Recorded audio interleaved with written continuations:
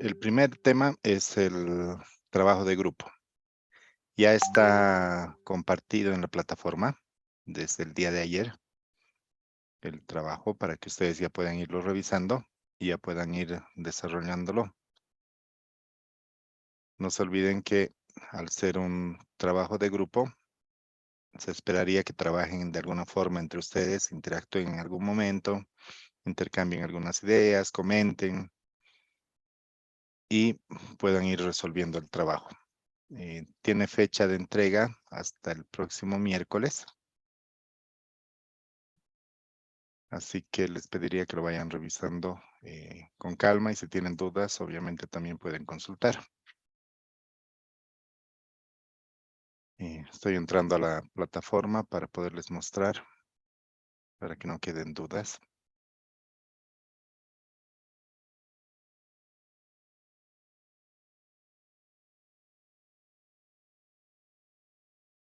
Se los voy a compartir.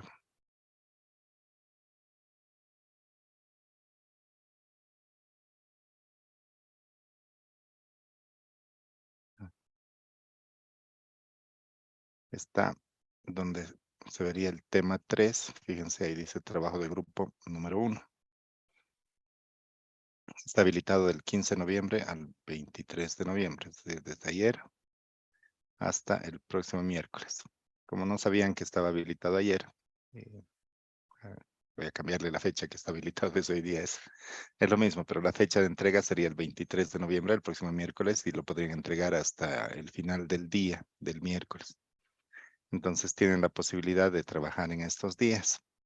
No se olviden que no necesariamente tienen que entregarlo el miércoles, ya lo pueden entregar desde hoy día hasta el mismo miércoles.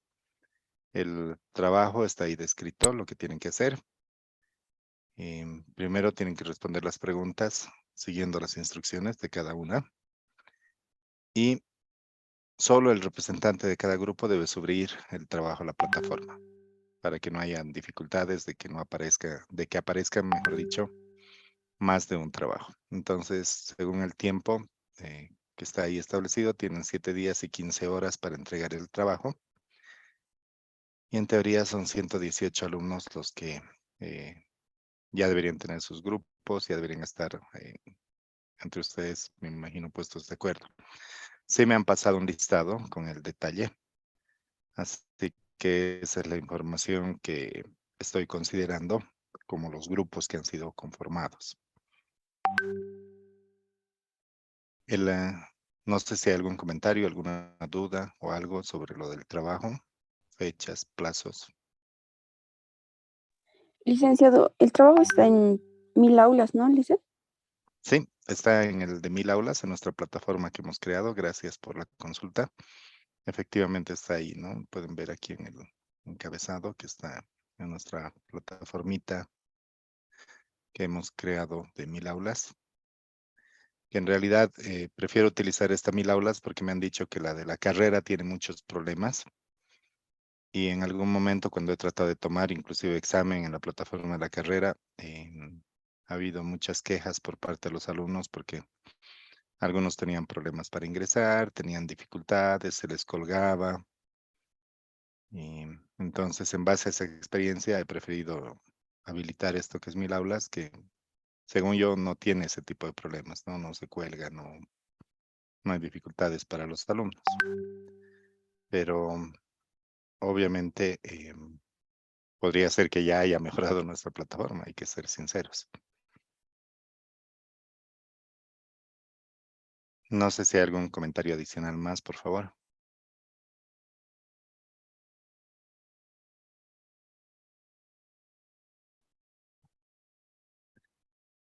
El siguiente tema, como les he dicho, es definir la fecha para nuestro examen del segundo parcial.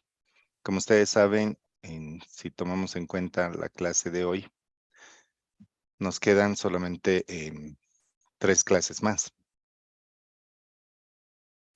para poder cumplir con lo que está definido en el programa. Inclusive he visto que están pidiendo que se entreguen las notas la segunda semana de diciembre, que sería del 5 al 9 de diciembre.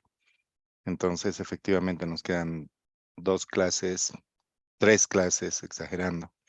Y me gustaría ver la posibilidad, si es que el curso está de acuerdo, de que se pueda. Limber me consulta si los videos grabados están en la plataforma. No, los voy a subir a la plataforma el día de hoy para que todos puedan tener acceso a esos videos de las clases. Y ver la posibilidad de que se dé el examen en un horario que no sea de clases, si es que están de acuerdo ustedes, poniéndonos obviamente de acuerdo entre todos para ver la disponibilidad y la posibilidad. Y mi propuesta es que en un día de la semana se pueda dar el examen en el horario de la noche. Ya definimos qué día. Y como en el primer parcial, la plataforma estaría habilitada desde el momento que ustedes ingresen hasta que 30 minutos para que puedan resolver el examen. Podría ser, y solamente digo podría ser, que esté habilitado, por poner un ejemplo, a las 7 de la noche y esté abierta hasta las 8 de la noche. Entonces sería el plazo para que ustedes puedan ingresar y dar el examen. O prefieren que el examen sea, es que lamentablemente la próxima semana es presencial, ¿no es cierto? Entonces esa sería la dificultad para que podamos completar lo del examen. Por eso es que les pediría que consideren la posibilidad de dar en la noche.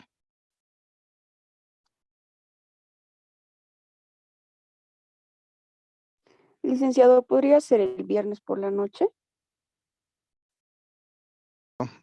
Entonces, que es justamente el criterio de transformación sustancial. Y lo que nos dice es que es un criterio con el cual se determina el origen, considerando al país donde se ha llevado a cabo la última transformación. Habíamos visto el ejemplo, si se acuerdan, de lo que eran los celulares, en lo que era la transformación de la mercancía o la fabricación de una mercancía que se estaba realizando. Y se le confiere el carácter esencial a esa mercancía. Quiere decir que es las condiciones con las cuales la mercancía va a ser comercializada. Alguno de ustedes me preguntaba si es lo mismo el ensamblaje y les había dicho que no, porque estábamos viendo cuáles son eh, las condiciones que no se consideran perfeccionamiento o transformación, que eso fue de lo último que hablamos la anterior clase. Y básicamente esas condiciones que no se consideran perfeccionamiento o transformación son las que tienen ahí anotadas. La primera de ellas dice operaciones necesarias para la preservación de la mercancía durante su transporte o su almacenamiento. Imagínense si tengo que llevar pescados desde Europa hacia Bolivia, o desde Japón que tengo que traer pescados, o desde la China que tengo que traer pescados. Entonces, si no tengo cuidado con el almacenamiento o con la forma en que va a ser transportado estos pescados, que tendría que ser congelado, tendría que ser en una conservadora, el pescado llegaría dañado. Pero el hecho de que tenga que preservar la mercancía para el transporte, para el almacenamiento, no le está dando su carácter esencial de la mercancía. Esos pescados ya han sido obtenidos en China. Y si yo simplemente hago colocarlos en los envases adecuados para que se mantenga congelado, ponerle hielo y ponerle una conservadora, no le estoy dando un nuevo carácter esencial. El pescado ya está ahí, no ha cambiado sus características. En el caso de la miel para poderla comercializar la tengo que poner en algún envase, ¿no es cierto? No la puedo comercializar la miel así suelta, no hay forma. Entonces sí tiene que ir en un envase. Por lo tanto, para su almacenamiento, para su transporte, lo estoy acondicionando, pero no le estoy dando un nuevo carácter esencial. El inciso B me dice operaciones destinadas al mejoramiento del embalaje o de la calidad de comercialización de las mercancías. Si ustedes han ido alguna vez a alguna graduación o cuando ustedes se han graduado de colegio, han debido ver que en la puerta hay esos globos grandes y adentro hay chocolates, hay calculadora, hay un osito de peluche o algo de eso. Pero el globo no le está dando un nuevo carácter esencial a la mercancía. La calculadora que ya está ahí adentro ya es calculadora. No va a cambiar sus características simplemente porque he mejorado el embalaje o porque he mejorado su calidad de comercialización. Ahora nos dice, en algunos casos las mercancías pueden ser acondicionadas para ser enviadas como división o agrupamiento de bultos. Si agrupo varios productos, como la calculadora con el osito de peluche dentro de un globo, no le estoy dando un nuevo carácter esencial, solamente estoy agrupando esas mercancías. En la combinación podría agarrar chocolates de diferente tipo, un bonobón, un chocolate blanco, cualquiera de ellos, y lo estoy poniendo en una caja para poderlo comercializar. No le estoy dando un nuevo carácter esencial. Cada uno de esos chocolates es tal como vino desde donde vino. Nos dice igual el cambio de embalaje.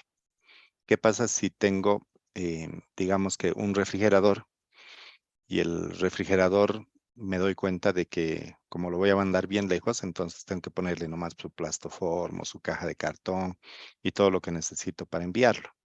Entonces, ese cambio de embalaje o ese mejoramiento del embalaje no me sirve porque no le estoy dando nuevo carácter esencial. El refrigerador va a seguir siendo refrigerador y ha sido refrigerador desde el momento que se ha comprado. El inciso C, que era para la consulta que hacía la anterior clase uno de sus compañeros, que no sé si estará en clase, pero lo que preguntaba es, ¿qué pasa con las operaciones simples de ensamblaje? Cuando yo les decía que tenemos que considerar que el celular, una vez que ha sido unida las partes o las piezas, ya se le da el carácter esencial de celular para que pueda ser comercializado.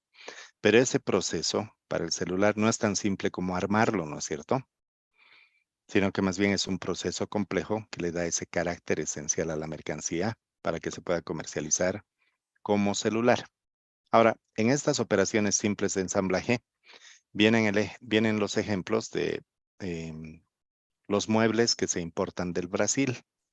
Hay unos muebles de melamina que llegan en cajas que vienen desarmados y te dicen, por poner un ejemplo, es una mesa de planchar o es un escritorio, pero está completamente desarmado. Cuando tú lo compras, ya lo estás comprando como mesa de planchar. Y en el país lo único que estás haciendo es armarlo o ensamblarlo. No le estás dando un nuevo carácter esencial porque desde el origen ya venía como mesa de planchar y llega con sus tornillos, llega con sus herramientas para que tú lo puedas armar. Lo mismo sucede con bicicletas o con motocicletas que se traen desde la China. Vienen desarmadas, pero ya vienen como motos o ya vienen como bicis. Cuando tú compras en cajita, ya la has comprado como moto, ya la has comprado como bicicleta. Y lo único que estás haciendo es armarla en el país, la estás ensamblando. Entonces, esas operaciones simples de ensamblaje no le están dando un nuevo carácter esencial. En el ejemplo de la mesa de planchar, ya era mesa de planchar desde que salió del origen, es decir, desde Brasil, y cuando llegó a Bolivia también llegó como mesa de planchar y se importó como mesa de planchar. La única diferencia es que estaba llegando desarmada. El inciso D nos dice mezclas de mercancías de diferentes orígenes, a condición de que las características del producto resultante no difieran esencialmente de las características de las mercancías mezcladas. Acá se repite el ejemplo de los chocolates. Puedo agarrar un chocolate importado, digamos que puede ser Bonobón, puede ser Hershey, puede ser Lind, y todos esos los estoy poniendo en una cajita bonita para poderlo comercializar. Estoy mezclando de diferentes orígenes las mercancías, pero no le estoy dando un nuevo carácter esencial. El chocolate Lind que está en esa cajita va a seguir siendo chocolate Lind, no va a dejar de ser. El Snicker, por poner otro ejemplo que podría estar en la misma caja, no deja de ser Snicker, solamente porque lo he mezclado con otros productos. Entonces, no difiere sus características esenciales de esas mercancías. Como ven, en estos incisos de esta diapositiva, estamos observando que hay condiciones que no le dan un nuevo carácter esencial a la mercancía, sino que simplemente son condiciones que se le aplican a las mercancías para mejorar su comercialización, su transporte, su almacenamiento o, como dicen los incisos C y D, operaciones simples que se realizan con las mercancías. No sé si alguien tiene alguna duda o alguna consulta sobre estas operaciones que no le confieren origen a la mercancía o que no le dan un nuevo carácter esencial a la mercancía.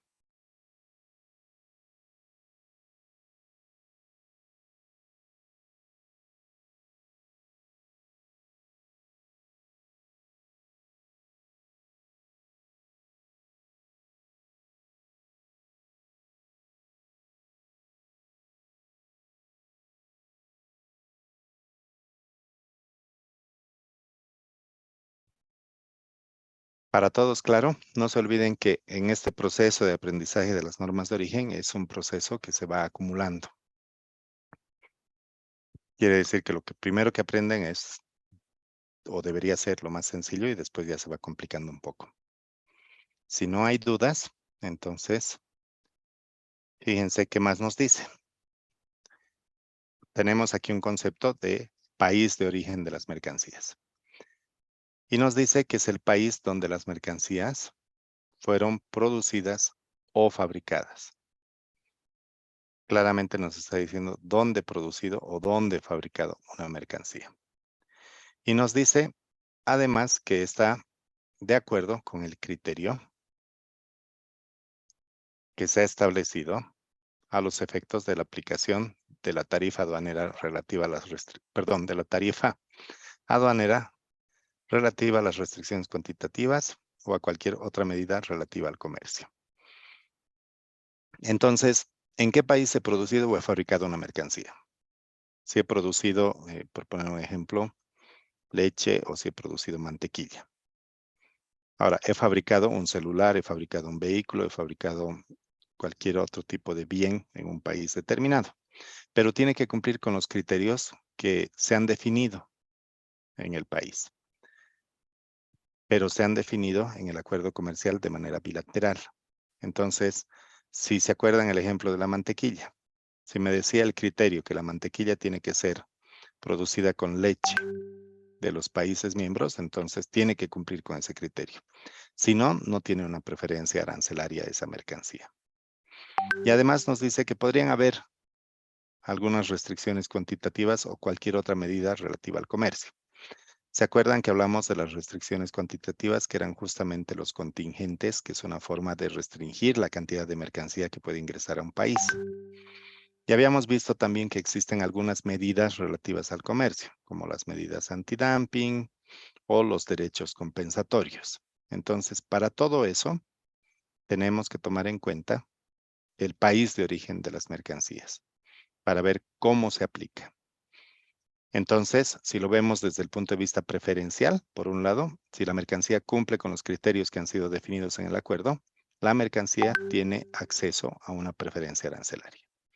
Si vemos por el lado de las restricciones cuantitativas o las otras medidas vinculadas con el comercio, que son las que habíamos hablado, contingentes, medidas antidumping o derechos compensatorios, entonces también es necesario conocer el país de origen de esas mercancías.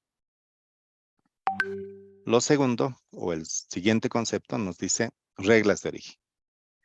Y nos dice que estas reglas de origen son disposiciones específicas. Ahí hay que tomar en cuenta como importante lo específico, porque es algo específico que tiene que cumplir la mercancía. Y nos dice que están desarrolladas a partir de los principios que han sido definidos en la legislación nacional o han sido definidos en los convenios internacionales, que se van a aplicar por un país a fin de determinar el origen de la mercancía. Entonces, nuestro país tiene la ley de aduanas y en la ley de aduanas también están las normas de origen. Por lo tanto, para los países con los cuales no tengo un acuerdo comercial, se van a aplicar esas reglas de origen cuando necesite identificar que la mercancía es originaria de un país determinado. Luego nos dice que también podría estar en los convenios internacionales. En el caso de nuestro país, las reglas de origen también están definidas o están establecidas en los acuerdos internacionales que ha firmado el país. Por lo tanto, estas reglas de origen están presentes en la normativa nacional y también están presentes en los acuerdos comerciales. ¿Dudas o comentarios sobre estas dos definiciones?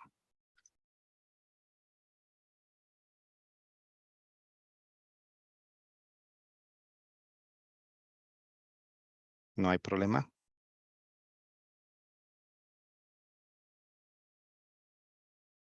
¿Tan fáciles?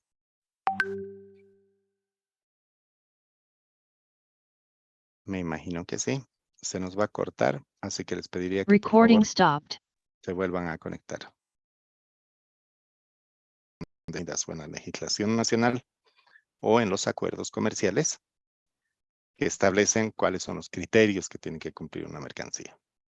Se denominan también criterios de origen. Al fin de determinar el origen de las mercancías.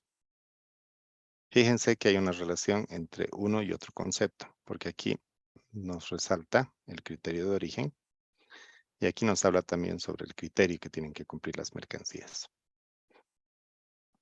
Entonces, las reglas de origen es aquello que se define o en la legislación nacional o en los acuerdos, que te dice qué condiciones tiene que cumplir la mercancía para que pueda ser considerada como originaria.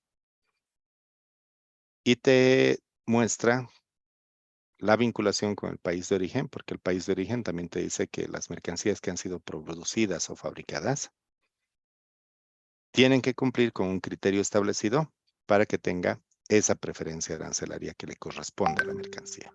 Entonces, con eso ya tenemos estas dos definiciones. ¿Dudas, comentarios, consultas?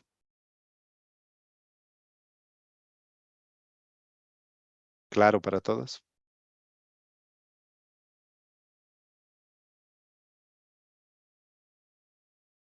Por mi parte, sí he entendido, Luis. Muchas gracias, Javier. Vale, licenciado, todo claro. Muchas gracias. Gracias también a los que están escribiendo en el chat. Entonces está fácil. Fíjense que hay un criterio también vinculado con normas de origen que nos hace referencia a las mercancías que son producidas íntegramente. Íntegramente es más o menos decir 100% nacional. ¿Qué mercancías podrán ser consideradas como producidas íntegramente? En algunos acuerdos dice íntegramente producidas también, pero es solamente el cambio del orden de las palabras, si se dan cuenta. No hay mucho problema en su interpretación, pero nos dice que las mercancías producidas íntegramente en un país determinado serán consideradas como originarias de ese país. Claro, si el 100% de las mercancías son nacionales, entonces el 100% de la mercancía, mejor dicho, es nacional, entonces obviamente se va a entender o se va a interpretar que es íntegramente producida, porque es 100% nacional, no le estás poniendo ningún componente importado, no tiene nada adicional. Y nos dice que únicamente las siguientes mercancías van a ser consideradas como producidas íntegramente en un país determinado. Solamente las que están aquí listadas. Entonces, vamos a considerar o se van a tomar en cuenta que son íntegramente producidas. Fíjense que dice el inciso A. Nos dice productos extraídos. Disculpen, productos minerales, lo primero. Extraídos del suelo o extraído de las aguas territoriales o del fondo de los mares o de los océanos. Todos los minerales. ¿Qué minerales se les ocurre?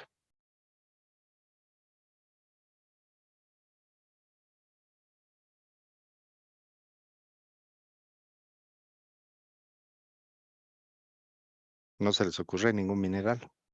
Tal vez el oro. Podría ser.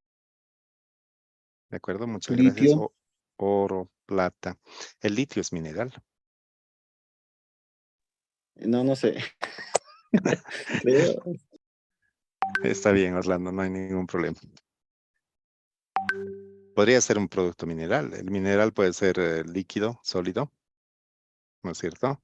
O en el caso del gas, hasta gaseoso. Pero nos dice que lo estoy extrayendo del suelo. Oro, plata, bronce, níquel, cualquiera de los minerales que conocemos, ¿no es cierto? Lo estoy sacando del suelo. Ese suelo es parte de mi territorio, ¿verdad? Entonces, ese oro, que es lo que está de moda hoy en día, porque han debido escuchar mucho en las noticias, ese oro que estoy obteniendo en mi territorio tiene que ser 100% boliviano, no puede ser que esté mezclado con, por poner un ejemplo, mercado oro peruano, oro chileno, ¿verdad? No hay forma de que esté mezclado. Entonces el oro o cualquier otro mineral va a ser considerado como nacional porque lo estoy extrayendo del suelo. Ahora, también lo puedo extraer de las aguas territoriales. Hay una definición primero de lo que es territorio y hay otra definición de lo que son aguas territoriales.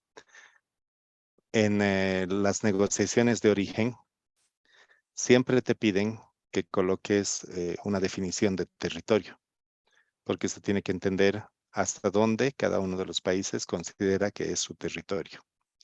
En el caso de Bolivia, ¿cuál creen que podría ser una definición de territorio? ¿Cómo ustedes describirían lo que es el territorio boliviano? ¿Hasta dónde es nuestro territorio? ¿Qué es nuestro territorio? ¿A alguien se le ocurre?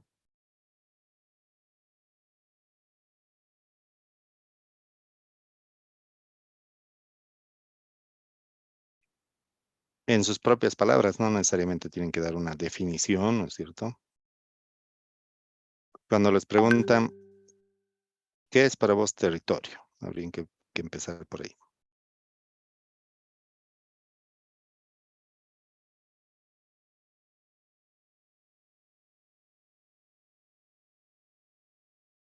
¿Qué se les ocurre?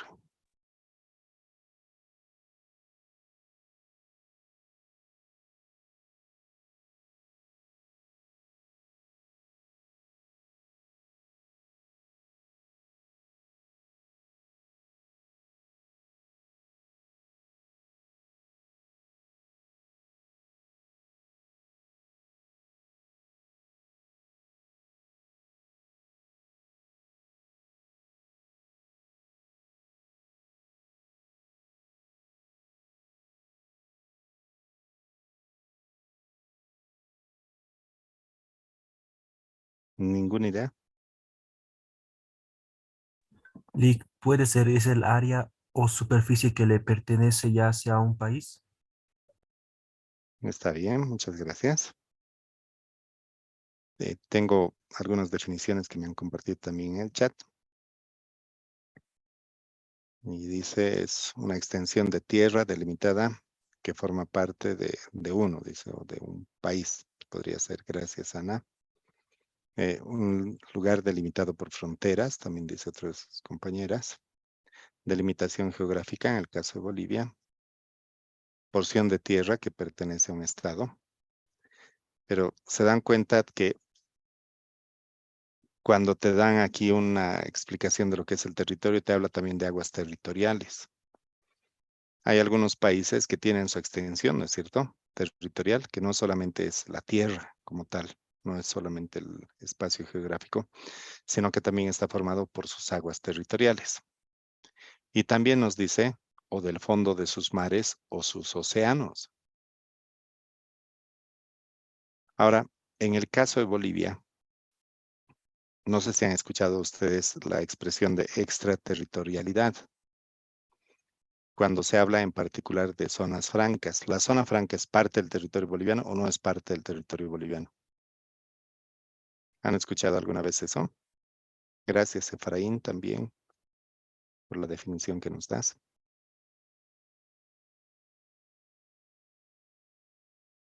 Samuel, adelante, por favor.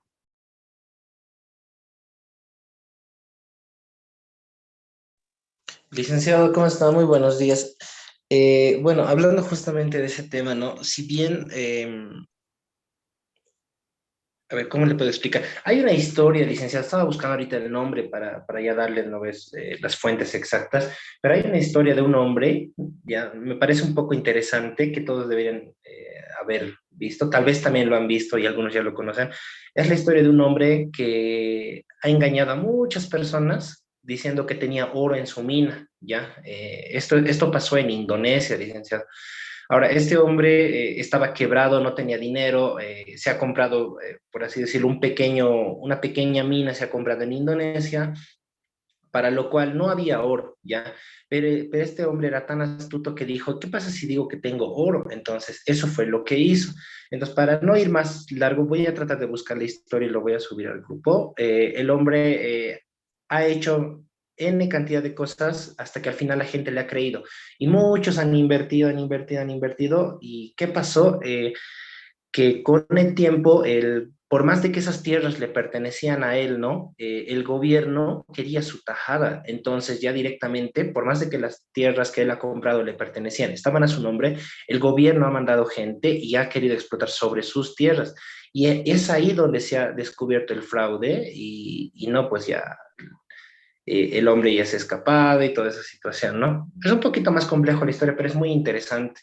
Entonces, más o menos, no sé, quería contar eso un poco de esa historia, licenciado, gracias. No, muchas gracias a ti por contarnos la historia. Licenciado, respondiendo a la pregunta, una zona franca sí es parte del territorio nacional, donde el Estado designa a ciertas empresas para que generen movimientos económicos, podría decir, ¿no? Muchas gracias. ¿Y las mercancías que ingresan a una zona franca son consideradas como dentro del territorio o todavía no, o fuera del territorio? Hasta que se nacionalicen, licenciado. Por eso se habla un poco del concepto de extraterritorialidad desde una perspectiva de las mercancías, ¿no es cierto? En algunos casos se decía, no solamente para la perspectiva de Bolivia, sino que cuando te piden que definas el territorio para un país, tienes que tomar en cuenta estas zonas francas, tienes que tomar en cuenta las concesiones que ha recibido el país en otros territorios. El ejemplo, Bolivia tiene un espacio en Rosario, en Argentina. No sé si han escuchado ustedes de Puerto Rosario. Ahora, ¿eso es parte del territorio boliviano o no es parte del territorio boliviano?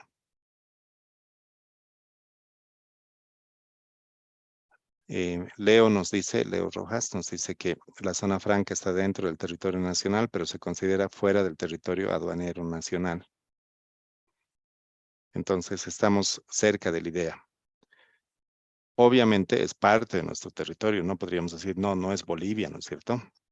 Ahora, cuando se estaba hablando con las negociaciones con Perú, por ejemplo, cuando Hilo había definido que iba a dar parte de su territorio para que Bolivia pudiera almacenar su mercancía e inclusive pudiera establecer una escuela naval que estaba más o menos negociado.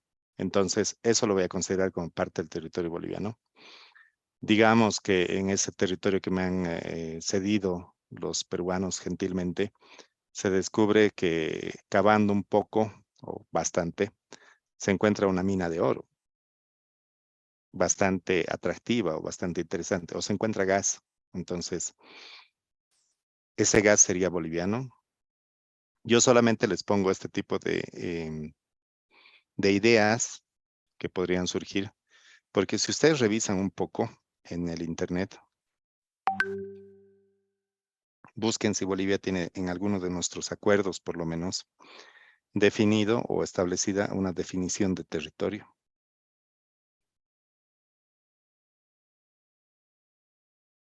Entonces ahí surge primero los problemas. ¿Hasta dónde considero que es territorio boliviano? La mayoría de nosotros nos han enseñado desde colegio que efectivamente es todo aquello que está delimitado por las fronteras que tenemos y todo eso es parte de nuestro territorio, el suelo o el subsuelo, ¿no es cierto? Y lo pone claramente Sergio en su comentario, nos dice subsuelo hasta suelo o subsuelo hasta las fronteras que se divide con otros países y también entre lo que vendrían a ser aguas, ríos y lagos territoriales. Entonces, todas estas definiciones sobre las cuales tiene Bolivia soberanía son interesantes porque te hace pensar un poco hasta dónde podría contemplarse nuestro territorio. Pero fíjense lo que nos dice la definición. Nos dice productos minerales que han sido extraídos del suelo, que han sido obtenidos en las aguas territoriales o que también han sido obtenidos del fondo de los mares o los océanos. Bolivia ya no entra en la parte de lo que vendrían a ser mares o lo que vendrían a ser océanos. Ahora, la siguiente pregunta. ¿Bolivia tiene aguas territoriales?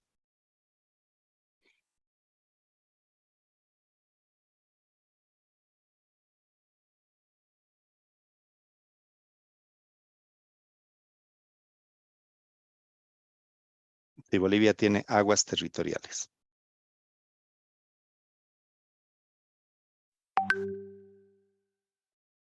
Pueden ser, pero esas están dentro del territorio nacional o están fuera del territorio nacional.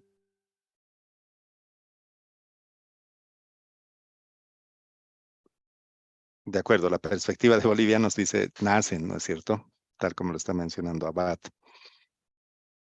Pero ahora son aguas territoriales o no.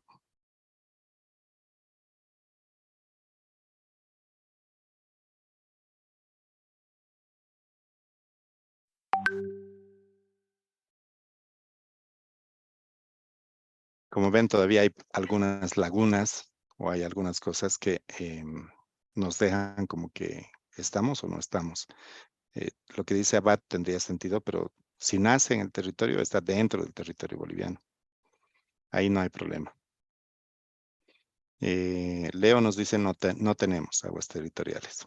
Normalmente se hablan las aguas territoriales como aquellas zonas exclusivas que tienen los países para poder explotar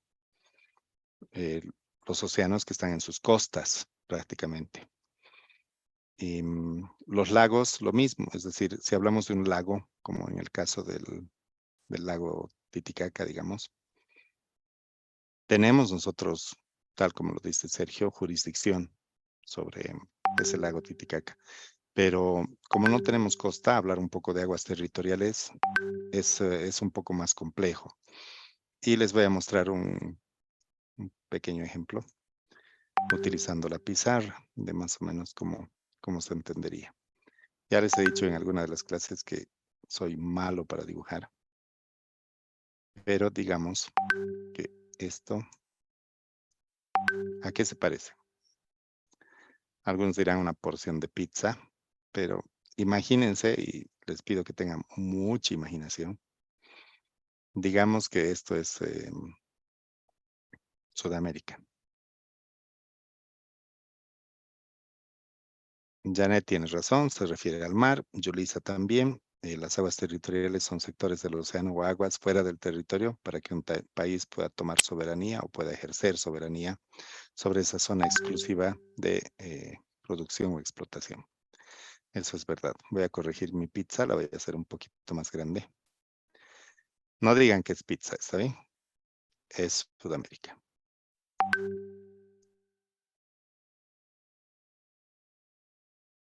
Si esto es Sudamérica, entonces al medio, más o menos, está Bolivia. Más o menos, digo. Digamos que hacia este lado está Chile. La voy a poner así. Como para que toque Bolivia, solamente la voy a hacer un poco más larga. Y digamos que aquí está Perú. ¿Se entiende, no? Visualmente que este es Perú. Y visualmente que este es Chile. Y esto, Bolivia. Vamos a poner Bol. Resulta que en el contexto internacional, y bueno, Sergio también nos dice que la zona marítima está cercana a la costa, que está sometida a la jurisdicción de un país.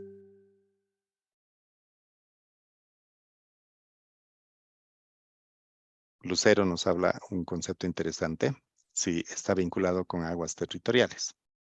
La respuesta vamos a preguntarles a tus compañeros, pero vamos a ver qué dice.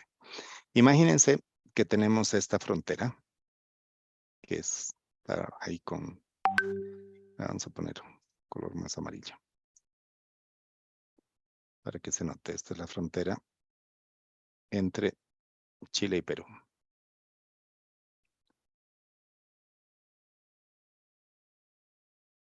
Y cuando hablamos de territorio, esa es la forma de definir. Lo que se ha identificado es que había una zona que era bastante interesante para la pesca, que estaba en ese lugar.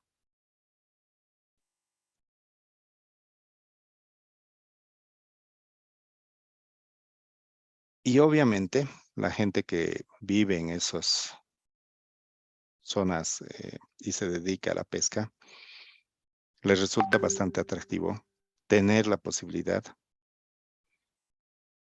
de que esa cantidad de peces o esos bancos de peces estén en esas zonas. Es una zona muy rica en tema marítimo. El problema que se generó es que entre Perú y Chile, ambos pescadores o pescadores de ambos países querían explotar esa zona. Ahora, las aguas territoriales, que son justamente las que están cerca del océano, que tienen la capacidad para explotar como zona económica exclusiva cada uno de los países, también está definido por una distancia, que son como unas, creo que eran 200 millas náuticas o 350 kilómetros que tienen cada uno de los países para poder explotar esas zonas. Entonces, ¿cómo harían ustedes para definir en el tema marítimo esa frontera? ¿Sería como una extensión de la frontera territorial que ellos tienen? ¿No sería como una extensión de la frontera territorial? ¿Cómo lo verían ustedes? Vamos a darle más sentido a este pequeño mapita. Digamos que la frontera es así, para que se note mejor. Y eso es Chile.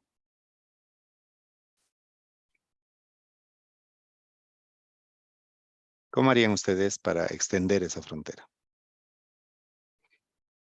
Son como 350 kilómetros que tienen la posibilidad de explotar los países.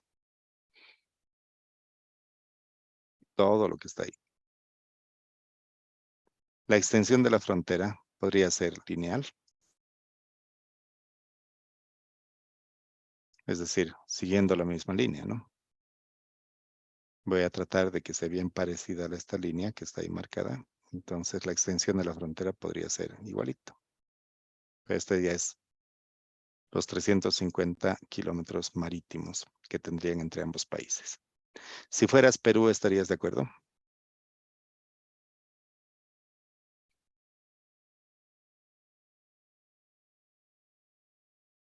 Si tu país fuera Perú, estarías perdiendo todo ese banco de peces que tienen ahí. Entonces, Perú lo que hizo fue decir que no era así, sino más bien la frontera era así.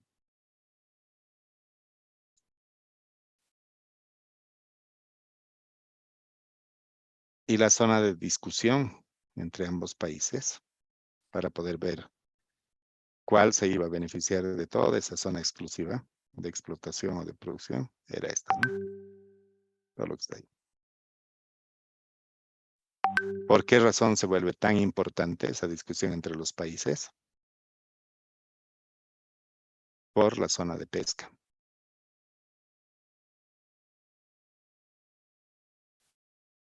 Y esta diferencia que han tenido entre estos países o esta discusión, voy a marcar la zona de pesca con negro para que se note mejor. Ha generado justamente un problema internacional entre estos dos países porque no estaba clara, primero, su definición de territorio y segundo, qué parte o qué porción del océano les correspondía a ellos. Pero imagínense si en esa zona que está en discusión también hubieran otro tipo de riquezas, en particular minerales, y que se podrían obtener esas riquezas minerales. Entonces la discusión sería aún peor. Están todavía estos dos países en esta diferencia, porque por el tema que han tenido anteriormente, que ha sido una situación de guerra que se ha generado con pérdida de territorio, ¿no es cierto? En toda esa zona. También está en discusión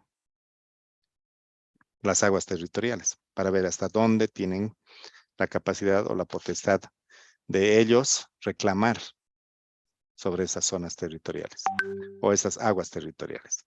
Entonces, Bolivia, como no tiene acceso a la costa, no tiene acceso al mar, Bolivia no tiene esa potestad de las zonas, de las aguas territoriales. Ahora, en lo que nos pregunta Lucero, nos dice, en los acuerdos comerciales que tenemos con Perú o que tenemos con Argentina, como lo de la zona franca Rosario que les había comentado, ¿tenemos aguas territoriales? No, no tenemos aguas territoriales porque ninguno de los países va a ceder voluntariamente parte de su soberanía en todo lo que a ellos les interesa, ¿no? Que vendrían a ser estas sus aguas territoriales. En el caso particular del Perú, digamos que esto es todo lo que le pertenece como aguas territoriales. Esta otra parte saben que está en discusión, entonces no le va a interesar al Perú cederle a Bolivia esas aguas territoriales. Algún momento se había hablado de que en el caso de Bolivia y Perú se podría abrir un corredor. No sé si han escuchado ustedes, que era un corredor que está entre la frontera entre ambos países. Es decir, Bolivia podría tener un corredor aquí. Y se hablaba que sean de 10 kilómetros de ancho. Siempre y cuando Perú estuviera de acuerdo con ceder esa parte de su territorio. Pero la respuesta es bien clara por parte de Perú. Ellos siguen hablando de que esos territorios han sido territorios que han perdido con Chile y que por lo tanto Chile no tiene la potestad de tomar determinaciones porque bilateralmente cuando se ha cerrado, se ha concluido la guerra entre estos países, se ha definido que esos territorios no podrían ser sujetos de disputas internacionales. No sé si ustedes sabían, pero por historia, Arica le pertenecía al Perú. Y una vez que el Perú decide entrar a apoyar a Bolivia en esa guerra que había entre Chile y Bolivia, por la Confederación Perú-Boliviana, que era un acuerdo que tenían entre estos dos países, el mayor perdedor se vuelve Perú, porque los chilenos cuando invaden al Perú ingresan hasta su capital, ingresan hasta Lima. Y Perú se constituye en un país perdedor realmente de esa guerra. Pierde territorio, pierde la guerra, tiene que realizar muchas concesiones en favor de Chile y parte de esas concesiones es pérdida de territorio. Y solamente por darnos una manito cuando teníamos la guerra entre Bolivia y Chile. ¿Qué les parece interesante?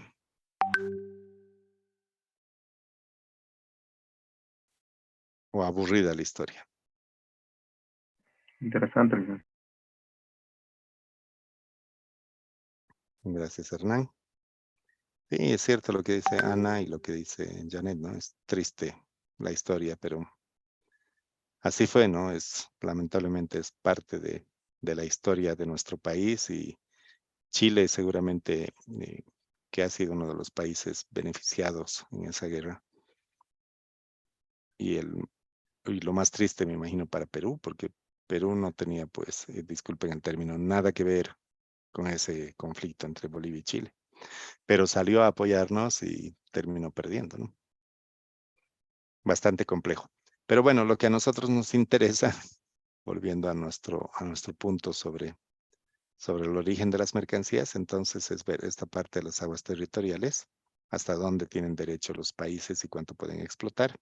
En el caso de Bolivia no tenemos esas aguas territoriales. Sí tenemos nuestro territorio nacional en el cual sí también circulan lagos, sí nacen algunas aguas, como el caso del Silala, tenemos los ríos, ¿no es cierto? Mamoré y otros en nuestro país y tenemos derecho a explotar en esos. Si ustedes se fijan, hay una fuerte explotación justamente en los diferentes ríos que tiene el país para poder obtener oro, que inclusive hay maquinaria bien grande que está trabajando. Y muchos dicen que esas máquinas que están explotando oro pertenecen a empresas chinas, que están de alguna forma, entre comillas, y disculpen también el término, camufladas detrás de cooperativas bolivianas que están exportando oro, pero en realidad son empresas chinas que están exportando oro. Si han visto un poco ustedes en las noticias, van a poder corroborar lo que les estoy diciendo. Entonces, volviendo a nuestra presentación.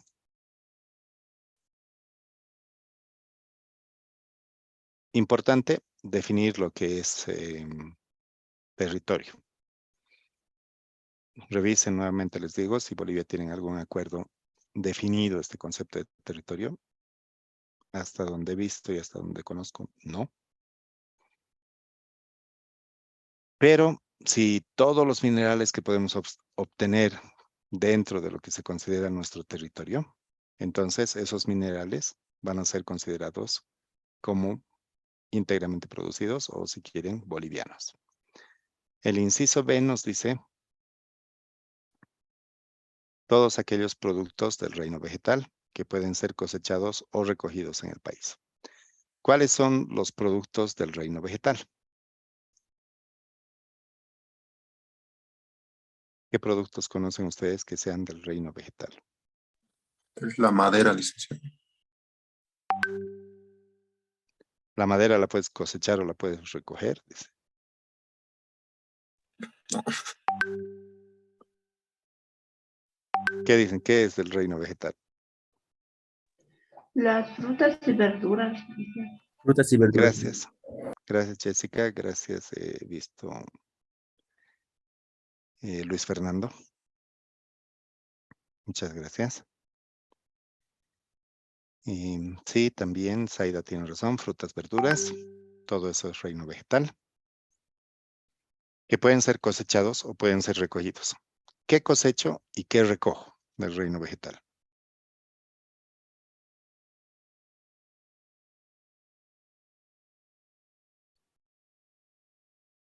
¿Qué es lo que cosecho?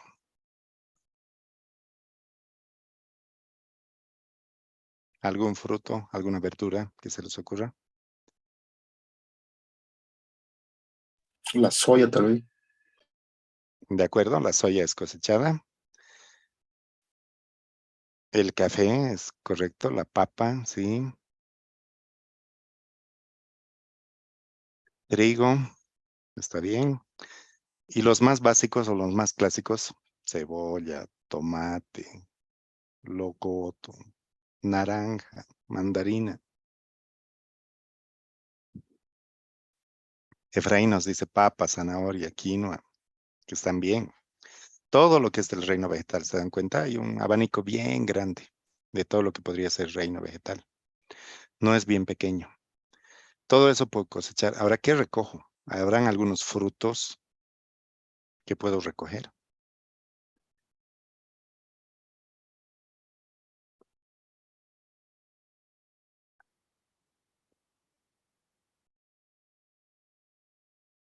Las tortillas, los arándanos, las uvas, todo eso cosecho, ¿no? El mango igual cosecho. Los recogidos vendrían a ser frutos que maduran en algún momento y se caen al piso. Y lo que hago es recoger del piso todos esos frutos.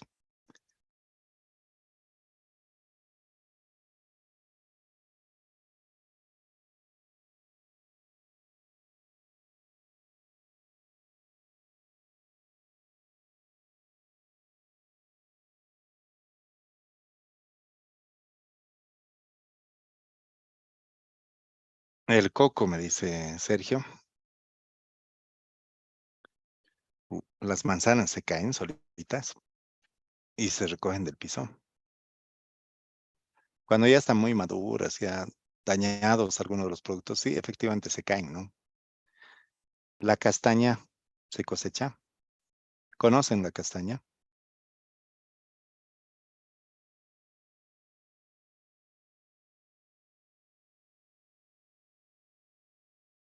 Sergio, bien, la papaya igual se recoge cuando se cae, sí. ¿Han visto cómo es la planta de la castaña? ¿Tienen alguna idea?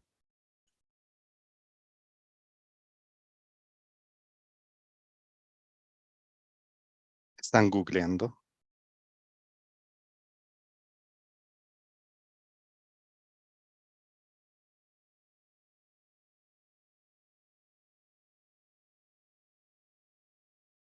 Sí, licenciado. La castaña es como un coco, ¿o no? Un coco, pero pequeño parece, No, es grande el coco de la castaña. No con es árboles pequeño. de gran tamaño. Los árboles también son grandes. Les cuento que en una visita a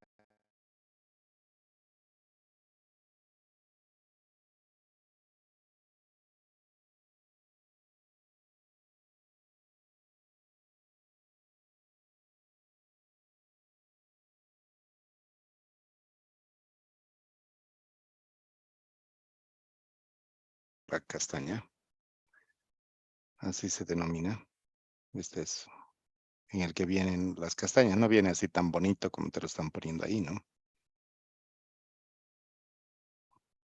Gracias, Aida. Efectivamente, la castaña tiene la denominación en el mismo arancel como no es del Brasil, porque en realidad el Brasil era el principal país productor y exportador en algún momento. Pero ¿sabían ustedes que ahora Bolivia es el principal país y productor de castaña? Entonces, fíjense, este es el coco. Esta es la castaña con cáscara que vaya adentro. Aquí no se ve muy bien, se lo ve bien bonito. Esta es la castaña cruda. Y esta es la castaña ya retostada, la que normalmente nosotros llegamos a conocer y a consumir. Algunos tal vez han visto inclusive así con cáscara.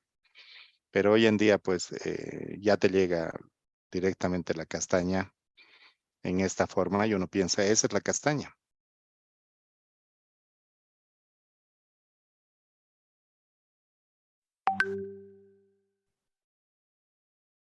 Y, las beneficiadoras en Santa Cruz, perdón, en el Beni, que básicamente en la zona de San Ignacio, que es donde he tenido la suerte de conocer, hacen este trabajo como lo que nos están mostrando ahí los diferentes productores de selección de la castaña. Aquí hay un pequeño video de una beneficiadora de castaña que en realidad no lo he visto, pero si quieren lo podemos ver. Pero fíjense cómo es esto de los cocos y de la castaña en Bolivia, ¿no? Así realmente es que se obtiene o se cosecha estos cocos, que son grandes, no son tan pequeños. Y una vez que se abren estos coquitos, se tiene pues ahí adentro el producto de la castaña. Estas beneficiadoras, como les decía, lo que hacen es comprar castaña, seleccionar la castaña, la pelan y después de pelarla, pasa por un proceso de cocción y después de secado. Más o menos como está acá en esta foto, así es como se obtienen los cocos.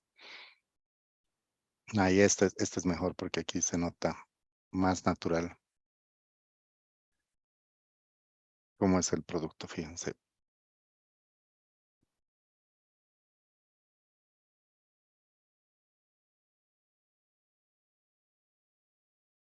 Así es el coco, tal cual.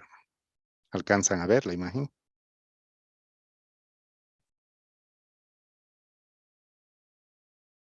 Silic. Muchas gracias. En esas beneficiadoras, un amigo, un ex compañero de curso de colegio de mi promoción, tiene su empresa en San Ignacio de Velasco. Cuando fuimos a hacer una revisión, una inspección del recorrido que hace la castaña para poder ver las posibilidades de comercialización, claro, nos llevó a conocer su planta beneficiadora y hay un tambor grande donde está cociendo la castaña. Es bien interesante y este amigo agarra y empieza a comer la castaña cruda, sin haber sido cocida o procesada. Y me dice, probá, servite. Yo agarro, pruebo, tenía un sabor un poco más lechoso porque es más líquido sin haber sido cocido y se siente el sabor a la castaña. Pero claro, cuando no estás acostumbrado a comer o a consumir la castaña cruda, realmente te hace un daño increíble. Yo estaba pues con un dolor de estómago después que ya no quería seguir viendo todo lo de la procesadora. Pero bueno, a veces hay que nomás tener cuidado con algunas cosas si no conoces. Es mejor nomás evitar, no probar el otro, como claro, vive de eso, todo el día come eso, es prácticamente pues parte de su alimento, diría yo. No tuvo ningún problema. Yo nomás estaba después con el dolor de estómago, como les comento, ¿no? Pero es interesante conocer ese proceso, cómo ellos hacen la limpieza, hacen cocer la castaña, cómo la preparan, cómo la seleccionan por tamaño, porque en realidad se comercializa por diferentes tamaños. También se separan las castañas que han sido partidas. Estas beneficiadoras con miras a mercados de exportación, no tanto con miras a un mercado local, ¿no? Porque en el mercado local también nos llega castaña. Pero el tamaño y la selección que hacen es bastante interesante para poderlo llevar al mercado internacional. Es un proceso bastante Bastante interesante, de hecho. Pero bueno, les decía sobre lo que estábamos viendo, esta parte de que los productos del reino vegetal, que pueden ser cosechados o recogidos en el país, obviamente son íntegramente producidos, son 100% nacionales, no hay forma de que vengan de otra parte, ¿no es cierto? Entonces, por eso se reconocen como íntegramente. Recording in progress. Luego tenemos los animales vivos nacidos y criados en el país. Tienen que cumplir ambas condiciones, es decir, que sean animales que han sido nacidos y han sido criados en el país. Estos animales vivos, nacidos y criados en el país, se pueden comercializar. Es decir, pónganse a pensar en los caballos. Los caballos se pueden traer de otros países y se los puede tener en Bolivia.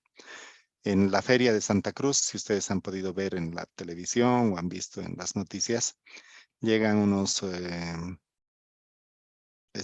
unos bueyes que son bastante grandes, o cebús creo que se llaman, que son medio jorobados, así bien grandes y que pesan pues más de 1000 kilos.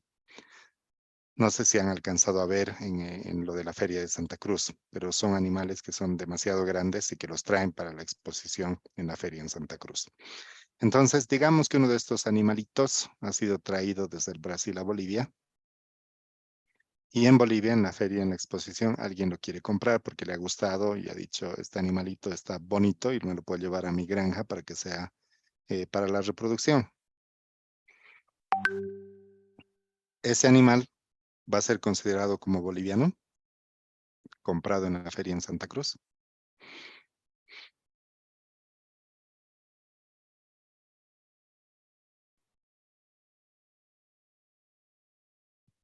¿Qué opinan?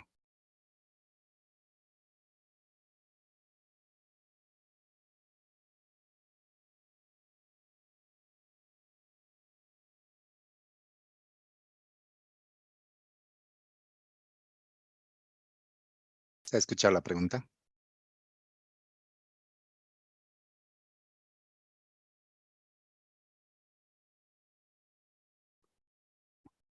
¿Quieren que les repita? ¿Puede repetirlo, Lick? Claro que sí, no hay problema. Les decía, en la feria en Santa Cruz llega uno de estos bueyes o cebuses que les denominan, de esos grandotes que ha sido traído del Brasil. Está en exposición en la feria y un ganadero boliviano, un veniano, dice, me lo quiero comprar para llevarlo a mi granja. Ese animalito es considerado boliviano, que está siendo expuesto en la feria en Santa Cruz.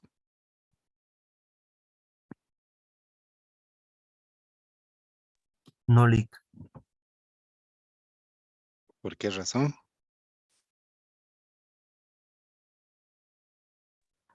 Porque si viene de otro país, ese ganador sería de origen brasilero. Correcto, es brasileño, ¿no es cierto? Ahí nos lo dice su compañero, que es cierto, Javier también, Sergio, Leo, Zaida, Luis.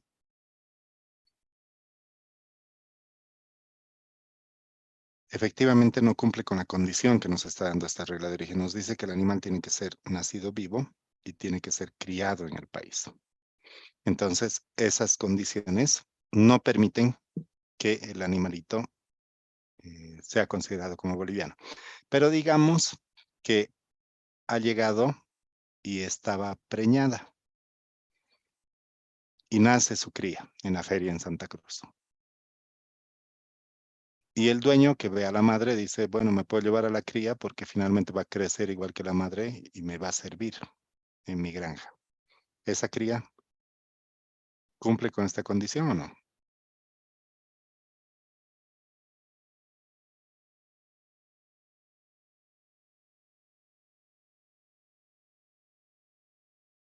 Sí, la Sí, respuesta está interesante. La cría sí cumple. Leo, tienes razón. Es sí también, ¿no es cierto? Luis, Aida, Nelly, tienen razón, porque ha nacido y ha sido criado. ¿Qué pasa si tengo una hembrita que es también traída del Brasil, que está en la feria en Santa Cruz. Y lo que voy a hacer es importar el semen de un toro para poder hacer una inseminación artificial. El semen es originario del país de donde está viniendo, es decir, es brasileño. Y estoy inseminando a la hembrita para que pueda tener su cría. Esa cría que van a hacer, ¿va a ser considerada como originaria o no?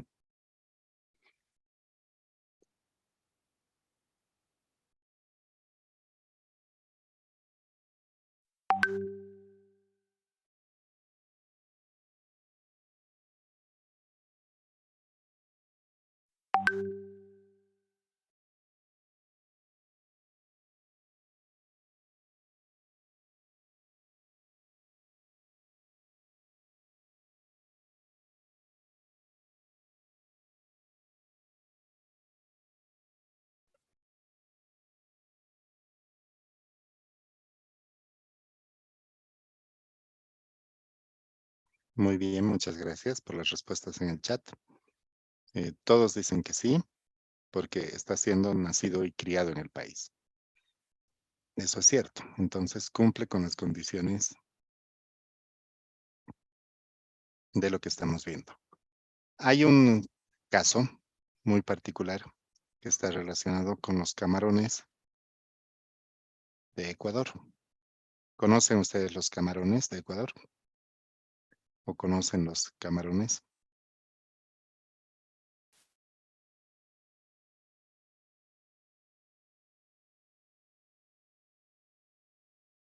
Está entrando bastante en nuestro mercado, ¿no es cierto?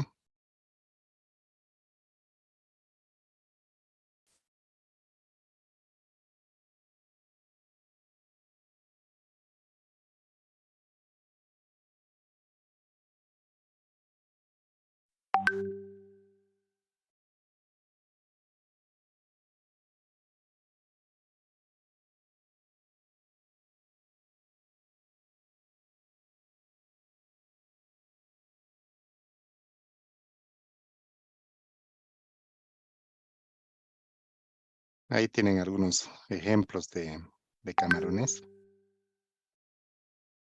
Estos de acá, los que están marcados, estos son langostinos. Y estos son camarones, los que tienen así sus colitas. Aquí creo que se ve mejor. Aquí les falta la cabeza, ¿no? Pues son colitas de camarones las que tienen ahí. Pero bueno, son productos de mar que pueden ser pescados, obviamente, en las aguas territoriales que tienen los países. Ahora, lo que estaban haciendo en Colombia, muchas gracias, Sergio, efectivamente es lo que más exporta Ecuador. Lo que estaban haciendo en Colombia era llevarse los alevines de camarones. Le voy a poner aquí, ya que estamos viendo en el internet, va a ser mucho más fácil que veamos los alevines de camarones, que son como las larvas de los camarones, como se conocen, o son los camarones recién nacidos. Creo que en esta foto de la derecha se ve mucho mejor. A ver, veamos. Sí, está bien. Son así. Son recién nacidos, estos camaroncitos. Y se los llevan de Ecuador hacia Colombia. Y después, cuando estos alevines ya crecen, ya son más grandecitos, ya están listos para su consumo, los colombianos los quieren exportar como camarones colombianos. ¿Qué opinan ustedes? ¿Están de acuerdo?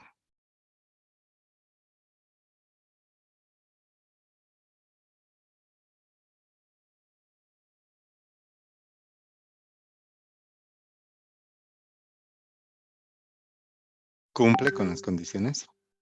¿Han visto esos alevines que son peces pequeñitos, ¿no es cierto? Recién naciditos. Se los llevan directamente a Colombia y en Colombia los quieren comercializar después como originarios.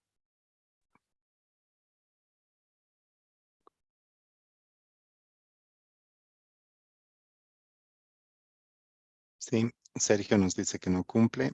Leo nos dice que no cumple. Judith también nos dice que no.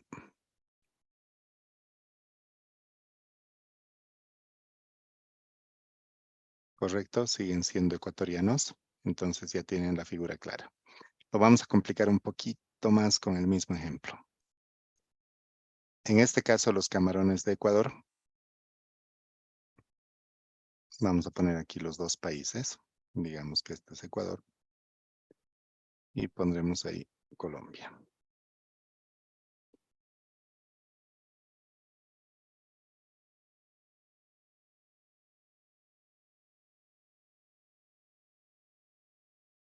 En Ecuador se tienen los huevitos de los camarones.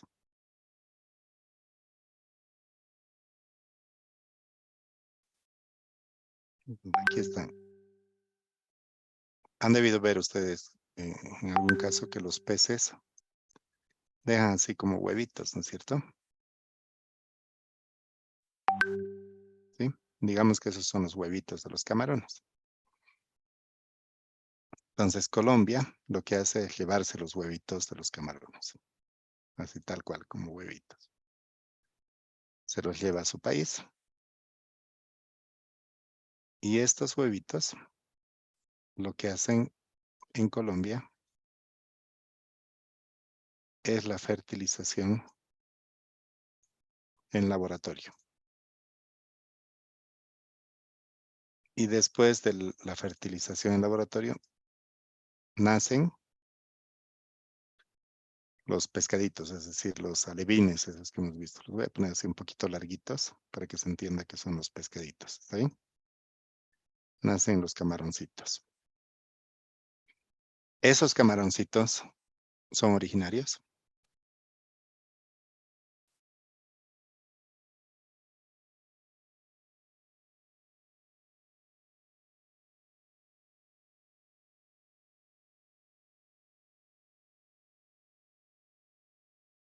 Leo nos dice que sí, que son originarios de Colombia.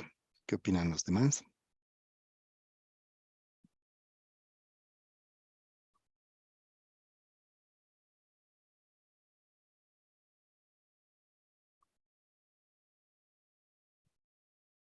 En el ejemplo me están pidiendo que repita, disculpe. En Ecuador, la hembrita deja los huevos. Ustedes saben que los huevos son fertilizados de manera posterior o de manera externa por el macho. Entonces viene el macho, fertiliza los huevitos y nace. Pero lo que han hecho los colombianos ha sido estos huevitos los recolectan en Ecuador y se los llevan a su país. Y en el laboratorio lo que hacen es fecundar a los huevitos. Y en Colombia nacen los camarones. Entonces, como nacen los camarones en Colombia, la pregunta es, ¿son originarios de Ecuador o son originarios de Colombia?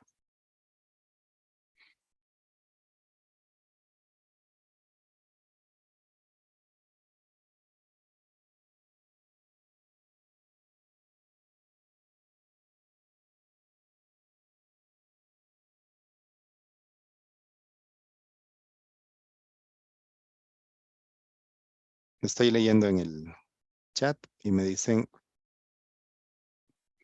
Lucero nos dice que es de Colombia, Zaira de Colombia, Nelly de Colombia, Gladys de Colombia. Y hay un comentario adicional, el último. Luis nos dice que son de Colombia, pero hay uno que dice, y les pido que escuchen, que es justamente Sergio, nos dice que él cree que deberían haber sido puestos los huevitos en Colombia, pero fueron depositados en Ecuador, es decir, la hembrita lo que ha hecho ha sido ponerlos en Ecuador. Y según él dice, como el huevo ya estaba en Ecuador, entonces debería ser originario de Ecuador. Luis nos dice que es de Colombia. Pero pónganse a pensar desde la perspectiva de cada uno de los países. Para Ecuador dice, desde el momento que ya son huevitos,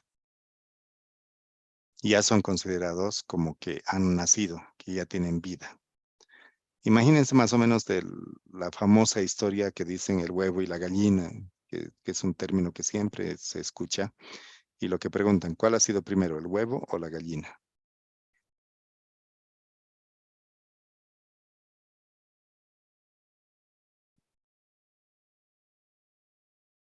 En algunos casos dicen de la gallina nace el huevo y del huevo nace la gallina. Entonces, ¿cuál es primero, la gallina o el huevo? Ahora, desde el momento que son huevitos, ¿tienen vida o no tienen vida? Leo nos dice que no es igual a nacido el hecho de que hayan puesto los huevitos. Sergio nos dice, los acuerdos en sí deberían indicarnos o darnos la respuesta. Pero justamente, como hay ese vacío en el acuerdo que no te dice en qué momento consideras que el huevito, o perdón, que los camarones han nacido o no han nacido, desde el momento que son huevitos, ya tienen vida. Acuérdense de la célula. Cuando la célula se empieza a dividir, ya tiene vida. Lo mismo sucede en los huevitos. Entonces los ecuatorianos defienden y dicen, desde que es huevito, para nosotros, ya tiene vida. Y los colombianos lo que dicen es, ¿y si no lo fecundo? Si no fecundo esos huevitos, no van a tener vida y no van a nacer nunca los camarones. Entonces, es una diferencia o una discusión que están teniendo entre ambos países para poder definir exactamente a cuál de ellos se le va a dar o se le va a conferir el origen. Porque existe ese vacío. En el caso, como dice Leo, de que hubiera sido comercializado como huevo, puede ser como el caviar. Entonces, sí se consideraría ecuatoriano. Claro, lo estás comercializando como los huevitos que son para consumo directamente, que nunca se van a convertir en camaroncitos. Yulisa nos habla un poco de que se imagina en una embarazada y cuando ella está viajando y el bebé nace en otro país, su nacionalidad cambia. Y desde ese punto de vista, desde esa perspectiva, tiene relación con el origen. Es lo mismo que si nace en un avión, ¿no es cierto? El bebé va a tener la nacionalidad de la bandera de la aeronave. Pero esas son condiciones muy particulares. Ahora, en esto del comercio es interesante.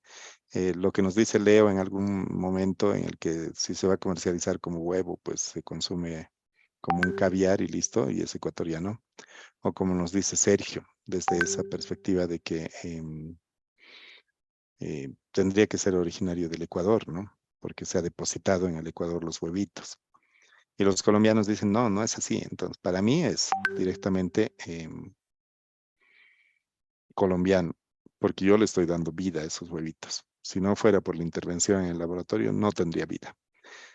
Entonces, se vuelve una discusión interesante cuando llegas a este nivel de complejidad. Ya cuando ves que la vaquita que ha sido traída, digo vaquita, pero en realidad no es una vaquita, que ha sido traída al país y está preñada, pues y dio a luz, es una cosa totalmente práctica y fácil de poder diferenciar. Pero en este ejemplo de los camarones se complica aún más si es que hay intereses de los países y obviamente Ecuador tiene que defender ese su interés y decir, para mí es originario de mi país y tiene que ser considerado como ecuatoriano. Habría que leer un poco más en qué están esas diferencias entre estos dos países. Pero bueno, volviendo a lo que a nosotros nos interesa, efectivamente han nacidos vivos y criados en el país, entonces van a ser considerados como originarios. El inciso D nos dice productos obtenidos de animales vivos en el país. ¿Qué productos puedo obtener de los animales vivos en el país?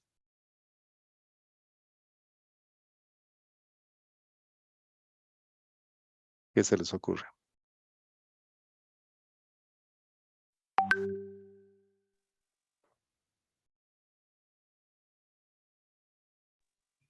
La leche, licenciado. Gracias, Leo.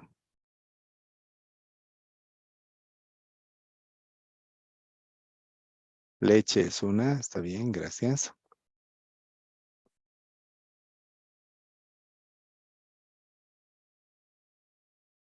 Laura dice lana, Sergio dice huevo.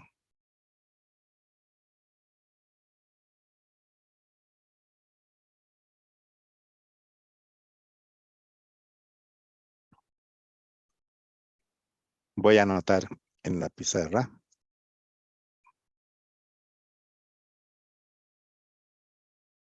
Me voy a copiar el concepto. Que dice productos obtenidos de animales vivos en el país. Y voy a anotar lo que me están diciendo sus compañeros. Tengo lana, tengo huevo, leche era el primero.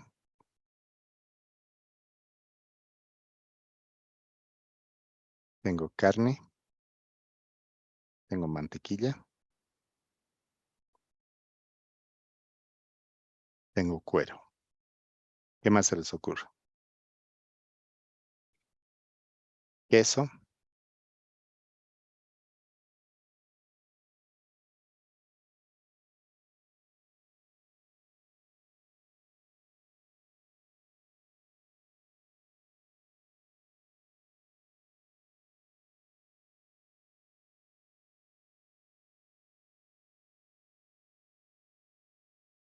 tengo uno que va a necesitar explicación. Dice papa.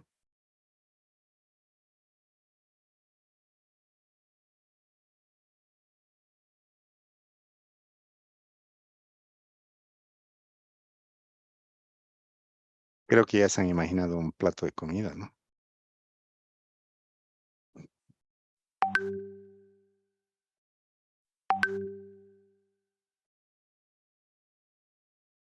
Mortadela, del quirquincho, dicen que se podría tener un instrumento.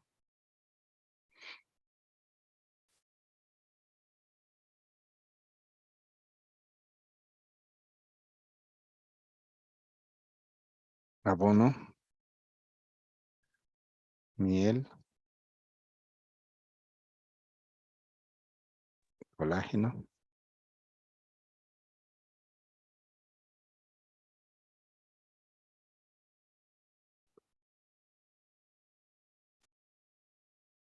El colágeno o la famosa baba de caracol podría ser, ¿no?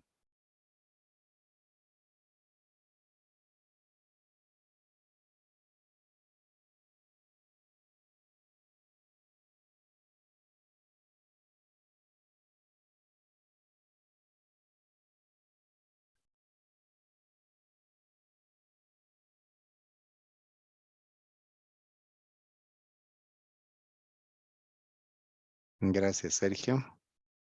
Nos está dando una referencia sobre la vaca y nos dice que puedes obtener cuero, puedes obtener colágeno, puedes obtener carne y de sus cuernos se pueden realizar hasta botones. Voy a poner como cuernos para que nos acordemos.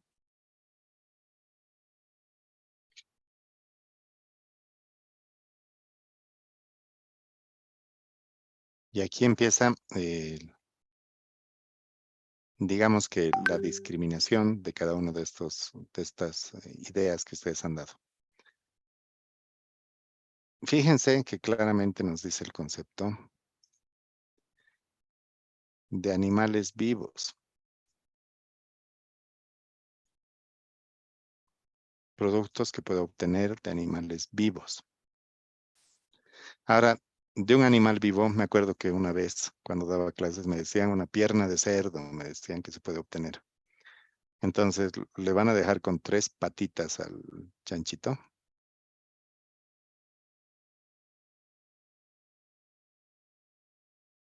¿Qué opinan? No, licenciado. No, no es cierto. Es decir, vamos a dejarlo del animal vivo y le vamos a sacar una de sus patitas, no creo. Entonces, del animal vivo voy a obtener carne.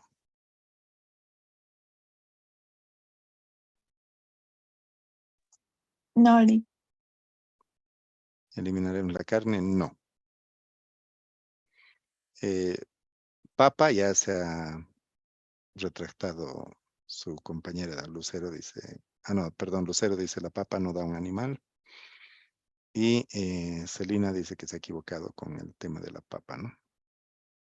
Entonces quitaremos la papa, porque tampoco da un animal. Otro que podríamos quitar es, digamos que voy a ordeñar una vaquita y la vaquita me va a dar mantequilla. No, Lee. ¿Verdad, Lucero, que no? Entonces mantequilla, no. Voy a obtener el cuero de un animal vivo. Gracias, sí, Zaida tiene razón. Tampoco iría el cuero.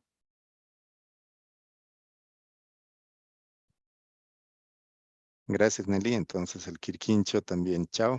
No va el quirquincho porque es animal vivo, ¿no es cierto? Un quirquincho ahí.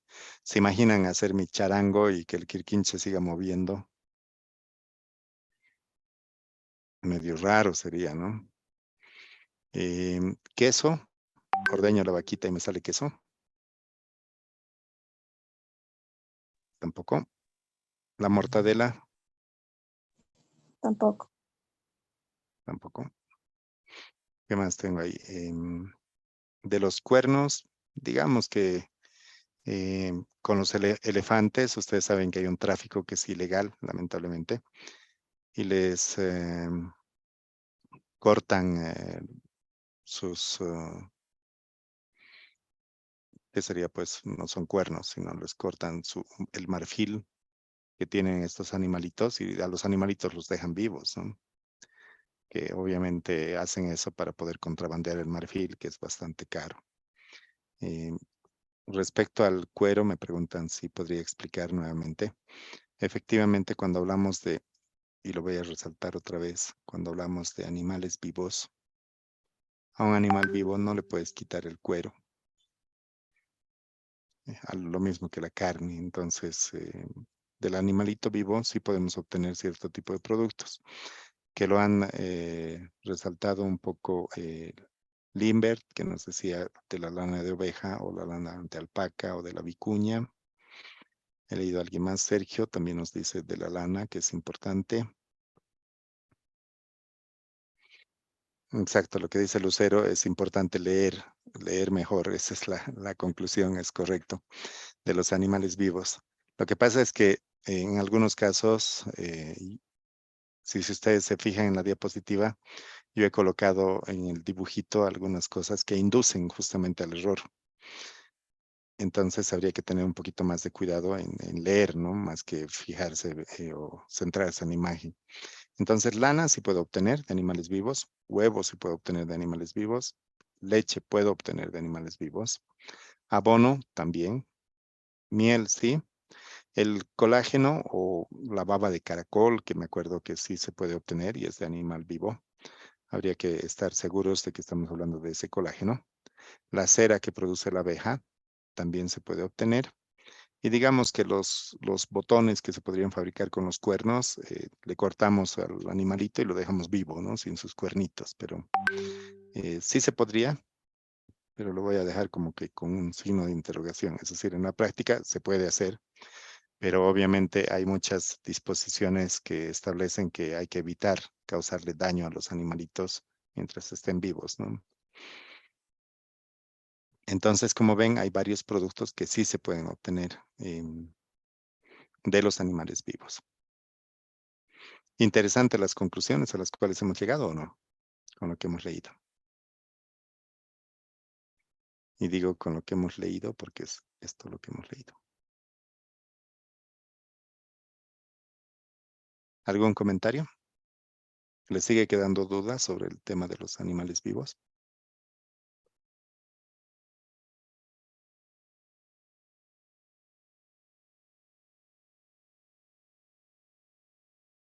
¿Nada? ¿No hay dudas? ¿No hay comentarios?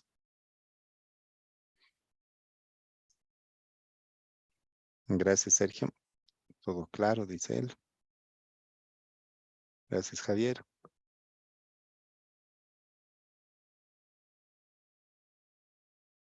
Entonces, volvamos a nuestra diapositiva, pero se nos va a volver a cortar. Entonces, les pediría que por favor se vuelvan a conectar. Gracias, Sergio. Recording stopped.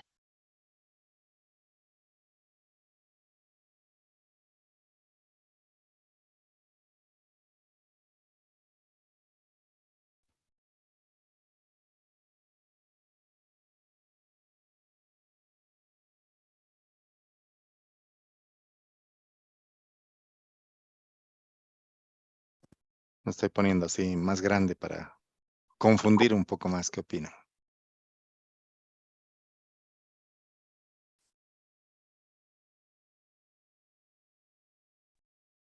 Mucha maldad del dibujito o la imagen.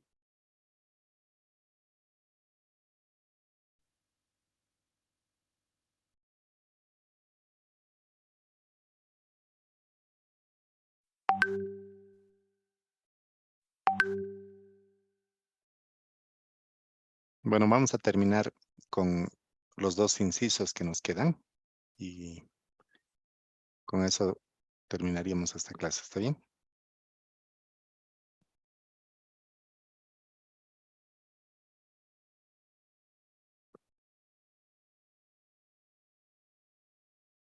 Fíjense el siguiente, los incisos que tenemos, que es nuestro inciso E.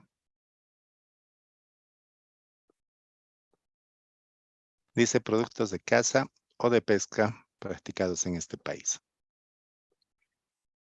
¿Qué pasa si nosotros vamos a cazar y cazamos, digamos, un oso?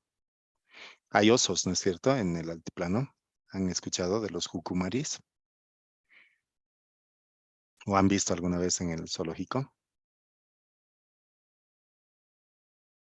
Entonces podríamos cazar uno de estos animalitos y sería considerado como íntegramente producido o como originario del país. Ese ya no es vivo, ¿no es cierto? Lo mismo sería con la pesca. Todo aquello que puedo pescar en las aguas va a ser considerado como íntegramente producido. Y gracias, Sergio. Sergio dice que sí, que ha visto a los jucumaris. O cualquier otro tipo de animalito, ¿no? Digamos, vizcachas o cualquier otro que haya sido pescado, ¿no?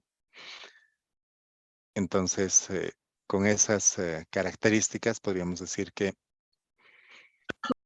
va a ser considerado como íntegramente producido.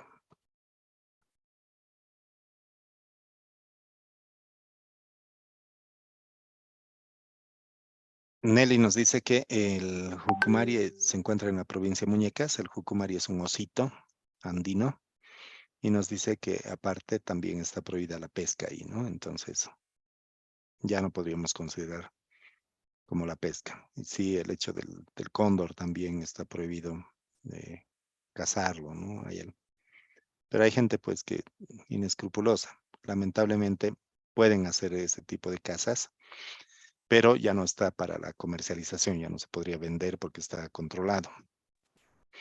En el caso de los lagartos, la anterior vez había una persona que dio una exposición sobre lo que es la carne de lagarto. Y la carne de lagarto también tiene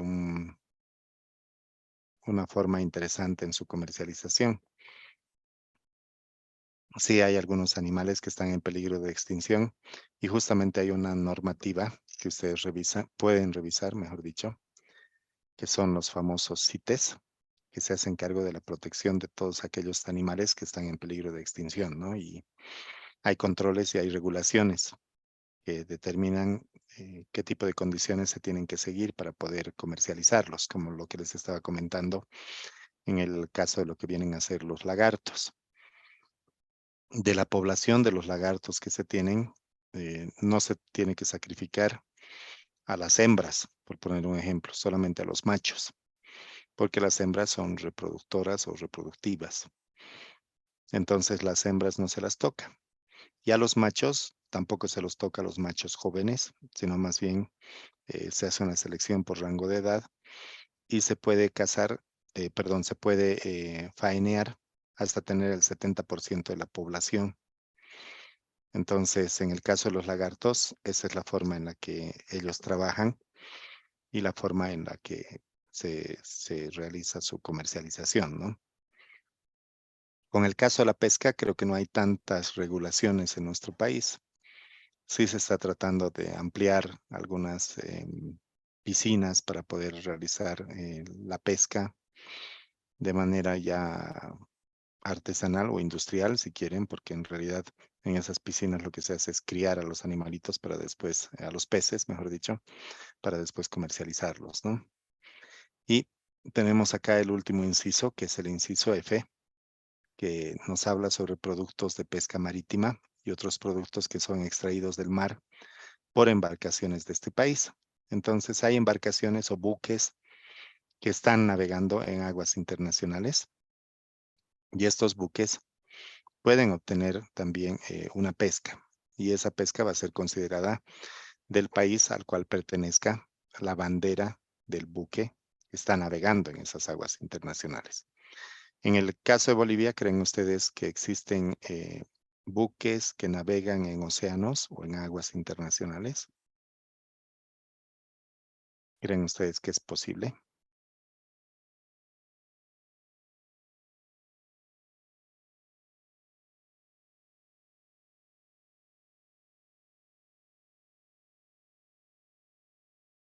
Recording in progress. Inciso E, como repaso, productos de caza o de pesca practicados en el país. Hay regulaciones o normativa, que es justamente este instrumento conocido como CITES, que les pido que cuando tengan tiempo revisen, investiguen un poco de qué se trata. Y les preguntaba con respecto al inciso F, con relación a los productos de pesca marítima, si Bolivia tiene algunos buques o naves que tengan autorización para poder estar en aguas internacionales. No necesariamente son buques fabricados en Bolivia, sino que más bien la bandera del país es la que va a dar la nacionalidad a las mercancías desde la perspectiva de origen. Hay una institución nacional que se llama el Registro Internacional Boliviano de Buques.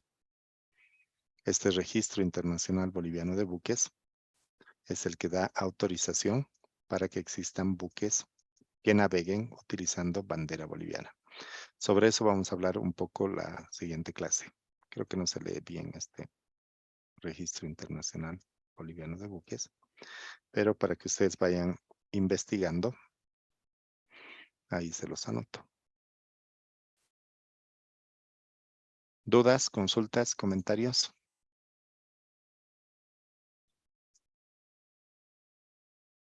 Recording stopped. Nadie tiene duda, consulta o comentario. Gracias, Sergio. Todo claro, dice Sergio.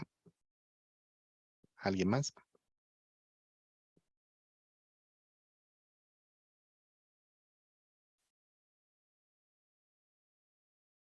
Si no hay más dudas o comentarios, entonces simplemente repasar los compromisos que tenemos. El día viernes el examen va a ser a las 10 de la noche y va a estar habilitado hasta las 11 de la noche.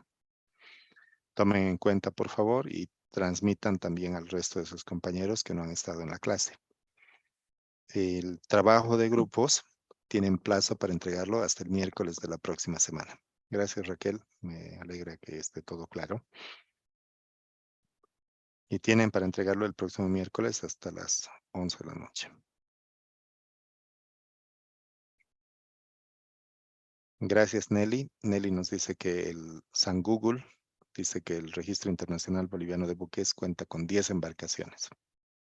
Eso también es interesante saberlo y vamos a comentar un poco más sobre este aspecto y sobre esta definición del inciso F, que está ligado con el siguiente inciso, que es el G, relacionado con los buques, pero eso ya lo vemos la próxima semana. ¿Está bien? Por ahora, simplemente agradecerles por la atención. Espero que realmente hayan aprendido. No se hayan aburrido mucho. Y nos vemos el próximo miércoles. Muchas gracias, cuídense y buenos días. Hasta luego, licenciado.